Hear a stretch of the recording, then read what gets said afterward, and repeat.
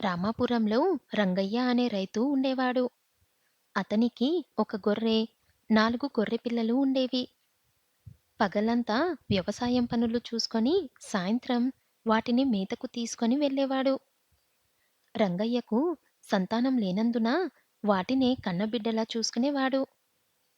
ఒకరోజు యథావిధిగా పొలం పనులు చూసుకొని సాయంత్రం గొర్రెలను తీసుకొని మేతకు బయలుదేరి వెళ్ళాడు.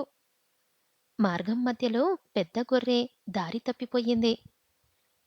రంగయ్య చుట్టుపక్కల వెతికినా కనుచూపు మేరలో కనిపించకపోవడంతో దిగాలుగా మిగతా 4 గొర్రె పిల్లలను తీసుకొని ఇంటి దారి పట్టాడు. దారి తప్పిన గొర్రెకు ఒక మేక కనిపించింది. తన యజమాని ఇల్లు చూపమని మేకను అడిగింది. అందుకు మేక, ఎలాగో అలా దారి తప్పావు. ఇంటికి వెళ్తే మీ యజమాని నేను కసాయివాడికి అమ్మి సొమ్ము చేసుకుంటాడు.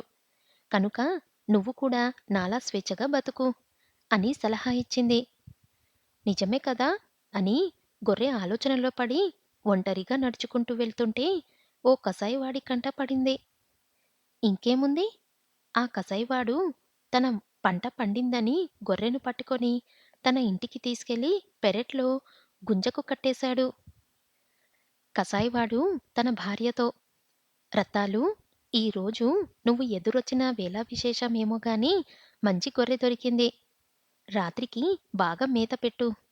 రేపాదివారం కోసి అమ్ముకుందాం అని ఆనందంగా అన్నాడు.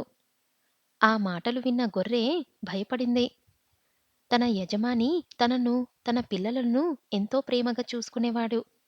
కనీసం తన యజమానికి ఉపయోగపడి ఉంటే పెంచిన రుణం తీర్చుకొని ఉండొచ్చు.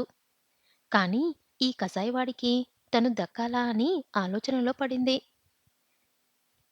ఎలాగో అలా తప్పించుకొని తన యజమాని దగ్గరకు వెళ్ళాలని నిర్ణయించుకుంది.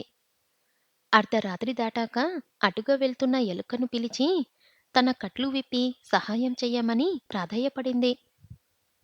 గొర్రె కథ విన్న ఎలుక తన పళ్ళతో కట్లు కొరికి గొర్రెను అక్కడ్నుండి తప్పించి సహాయం చేసింది. వెంటనే గొర్రె ఎలుకకు కృతజ్ఞతలు తెలిపి అక్కడ్నుండి పరుగున తన యజమాని ఇంటి బయట నిల్చింది. కిటికీలో నుంచి దిగాలుగా కూర్చొని ఉన్న యజమానిని చూసింది. రంగయ్య తన భార్యతో, మనకు పిల్లలు లేరని ఎంతో ప్రేమగా గొర్రెను పెంచుకున్నాం. మనం బతికినంతకాలం కన్నబిడ్డగా చూసుకుందామని అనుకున్నాం. ఇప్పుడు తప్పిపోయి ఎక్కడుందో, ఎన్ని ఇబ్బందులు పడుతుందో ఏమో.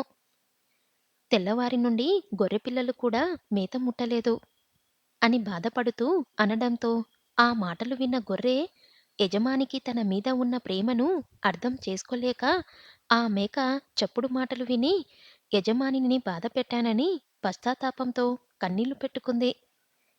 ఎప్పటికీ తన యజమానిని వదిలి వెళ్ళకూడదని నిశ్చయించుకొని తన పిల్లలతో హాయిగా కాలం గడిపింది.